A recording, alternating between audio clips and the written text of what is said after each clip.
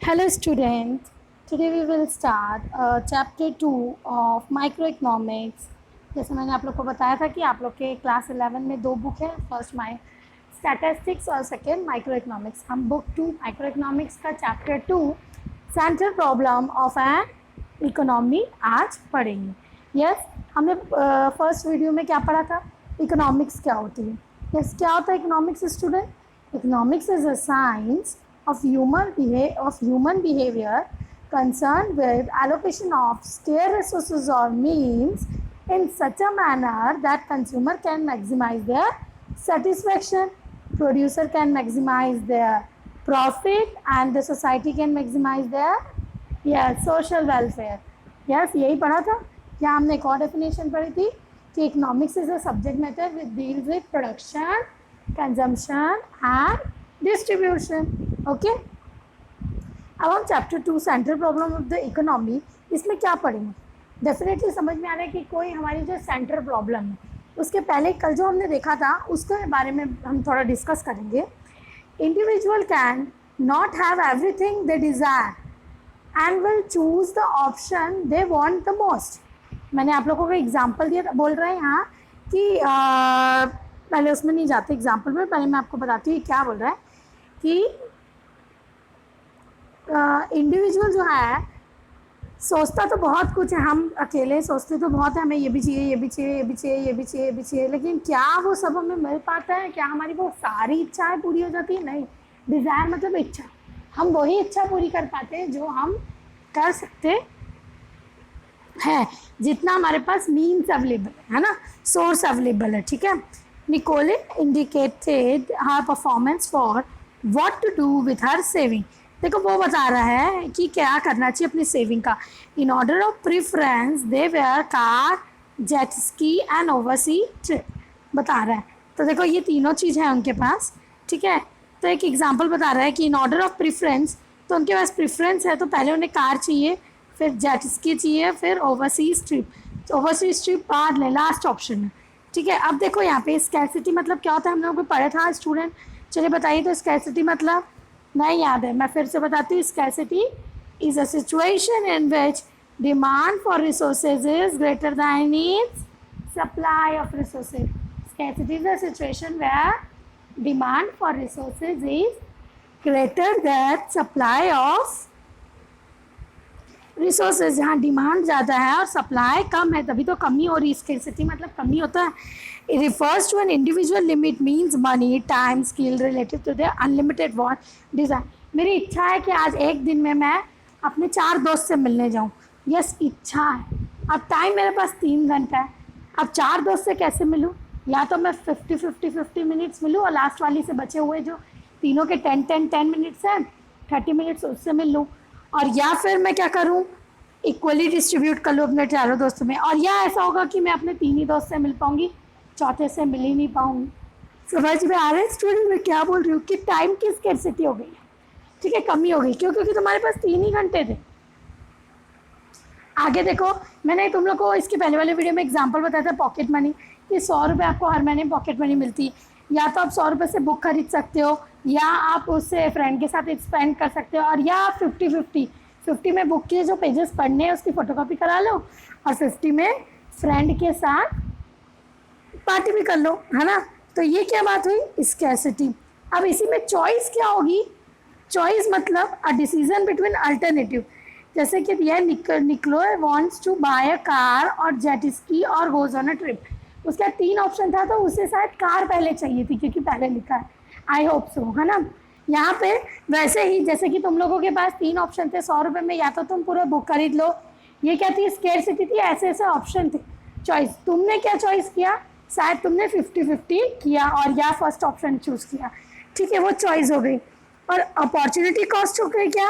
Opportunity cost is the next best alternative for when a decision is made. In Nicole case is it a jet ski. जैसे कि मैं उसने car चुना तो jet ski और overseas trips क्या हो गई उसके लिए? Opportunity cost. ये नहीं तो ये। जैसे कि आप लोगों के लिए अपॉर्चुनिटी कॉस्ट क्या है? आप लोगों ने अगर फॉर एग्जांपल आपके पास 2 ही ऑप्शन है, मेरा वाला जो एग्जांपल है पॉकेट मनी वाला, या तो बुक खरीद लूँ और या मैं फ्रेंड के साथ उसे स्पेंड कर दूँ, तो आप क्या करेंगे, या तो बुक खरीद लेंगे। तो दूसरा नेक्स्ट स्टेप अल्टरनेटिव क्या हो जाएगा, फ्रेंड के साथ स्पेंड करना। तो वो क्या हो गई, अपॉर्चुनिटी कॉस्ट जो आप लोगों ने मिस कर दी। अगर फ्रेंड के साथ स्पेंड किया तो अपॉर्चुनिटी कॉस्ट क्या हो गई, बुक जो आप लोगों ने मिस कर दी। द नेक्स्ट बेट अल्टरनेटिव फोरगोन, जो हमने छोड़ दिया। आगे देखते हैं,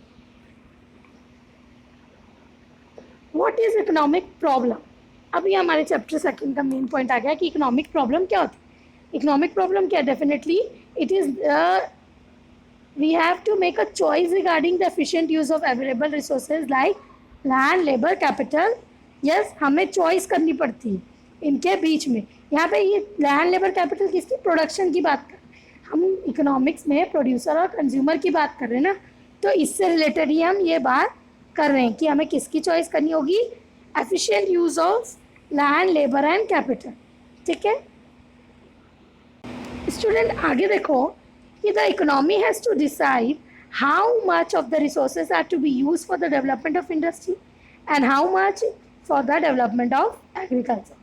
अब ये कौन डिसाइड करता है कि रिसोर्सेज कितनी ज़्यादा किसके लिए यूज़ करनी चाहिए, तो भाई ये इकोनॉमी डिसाइड करती है कि कितनी ज़्यादा इंडस्ट्री सेक्टर में जाना चाहिए और कितना कहाँ जाना चाहिए, एग्रीकल्चर। ठीक है, समझ में आ रहा है। तो यहीं पढ़ते हैं हम what is economic problem.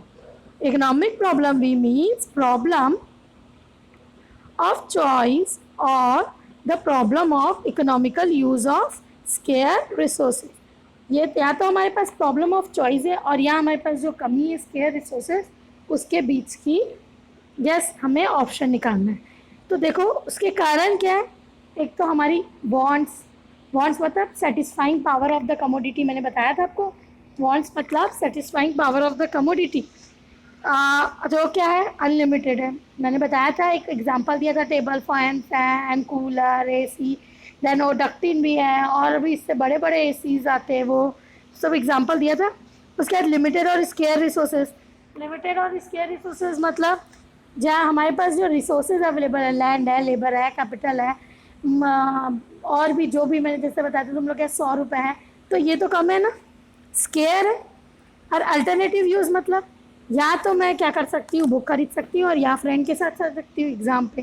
Example जो मैंने दिया था। यस, अब जैसे फॉर एग्जांपल आप लोगों के पास मिल्क है, तो मिल्क स्केयर कमोडिटी आपके लिए, क्यों, एक हाउसवाइफ के लिए ले लो, क्यों, या तो वो उससे क्या बना सकती है, चीज़ या रसगुल्ला, वाव, यस, या आइसक्रीम, या वो क्या बना सकती है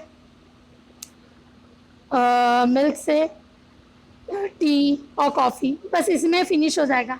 हाफ के जी मिल्क है तो उसके उसके वो जितना उसके पास है अवेलेबल उतना ही यूज़ कर पाएगी, उससे ज़्यादा तो नहीं कर सकती। तो दैट इज़ कॉल्ड स्केयर।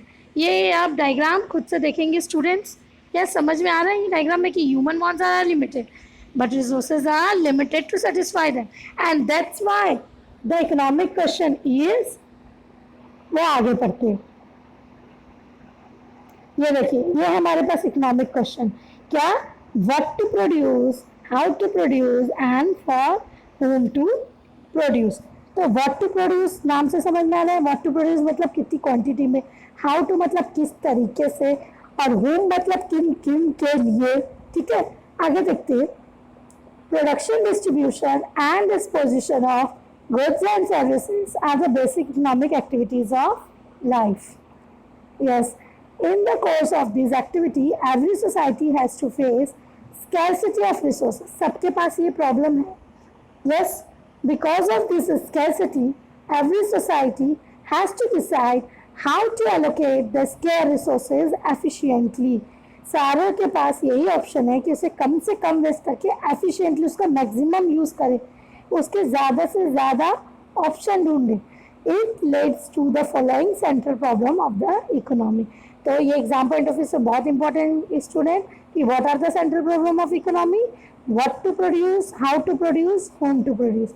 अब ये डीप में मैं आपको अभी बताती हूँ, पहले भी आप पिक्चर देख लीजिए कि जो स्केर्सिटी है, अनलिमिटेड वांट्स और लिमिटेड रिसोर्सेज, इन ये किसका हिस्सा है, स्केर्सिटी का।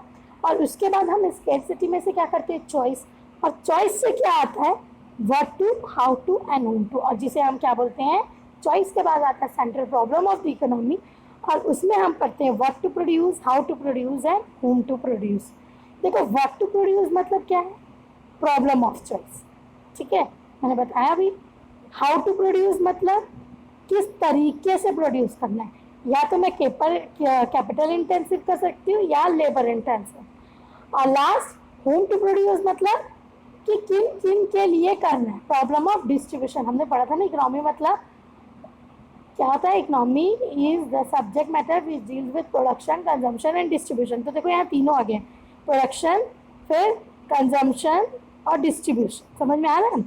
हाउ टू प्रोड्यूस में क्या आ गया है कि किस तरीके से करना है। और प्रॉब्लम ऑफ एफिशिएंसी मतलब मैंने बता दी, एफिशिएंट मतलब मैक्सिमम यूटिलाइजेशन ऑफ रिसोर्सेज, की बेटर यूटिलाइजेशन ऑफ रिसोर्सेज हो। आगे देखते हैं। अब देखिए ये मैं आपको बताऊंगी what to produce. What to produce मतलब कि what type of good actually we want to produce or the industry want to produce. So what type of good industry wants to produce? The problem relate to the production of different goods, and in an economy more of one goods will always means less of other.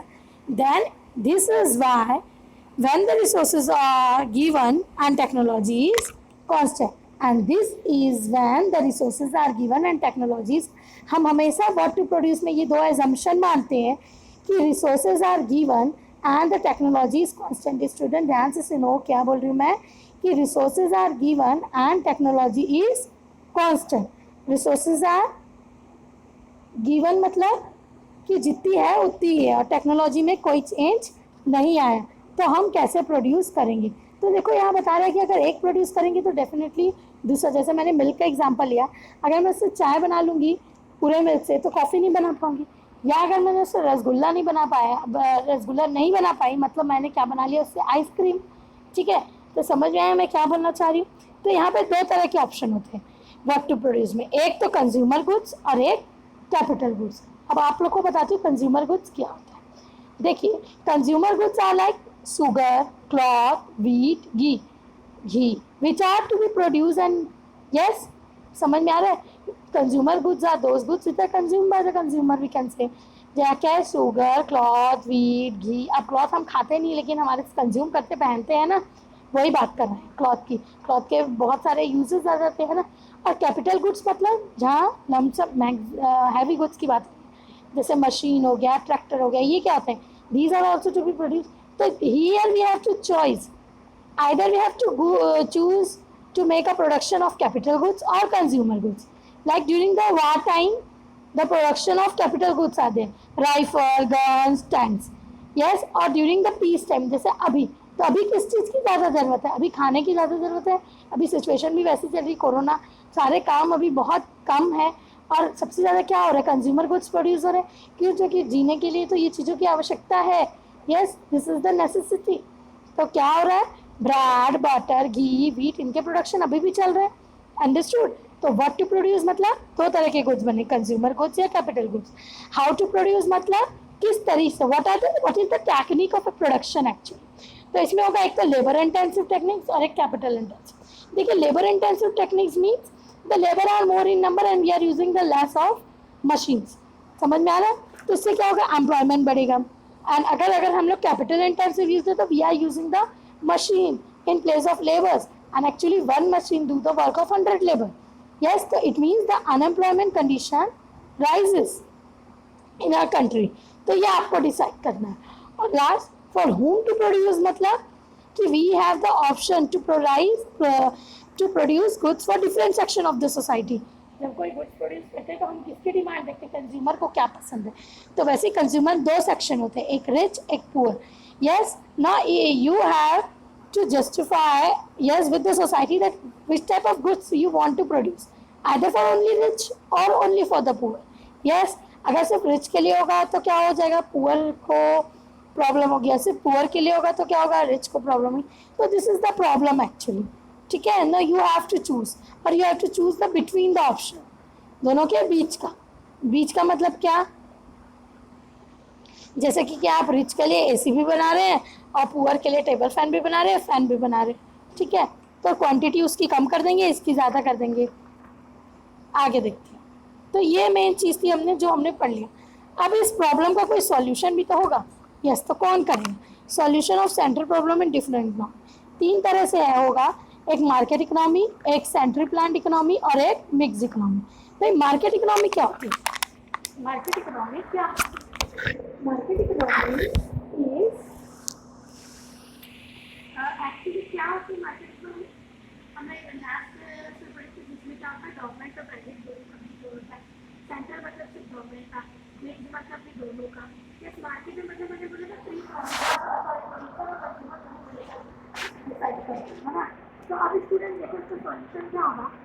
Solution ये होगा कि market economy is solve to market forces of demand and supply. मैंने बताया जैसे कि हम लोगों ने कंज्यूमर और प्रोड्यूसर दोनों को सप्लाई और डिमांड अपने आप उसको करेगी। Central economy is done solve the problem through planning and address by central authority of government. जो भी गवर्नमेंट प्लान करेगी और उसको सॉल्व करेगी। और लास्ट मिक्स इकोनॉमी मतलब दोनों, क्या सेंट्रल भी और सप्लाई और डिमांड भी। यहाँ बोल सकते हैं प्राइस में सप्लाई और डिमांड मतलब प्राइस मैकेनिज्म भी, और इकोनॉमिक प्लानिंग जो कौन कर रहा है? गवर्नमेंट। ठीक है, इस तरीके से हम क्या कर लेंगे, अपनी इकोनॉमी की प्रॉब्लम सॉल्व कर लेंगे। तो स्टूडेंट आई होप कि आपको सब कुछ समझ में आया होगा। Thank you. If you have any doubt, you can ask me. Today we completed our microeconomics chapter 2. Okay. Thank you, student.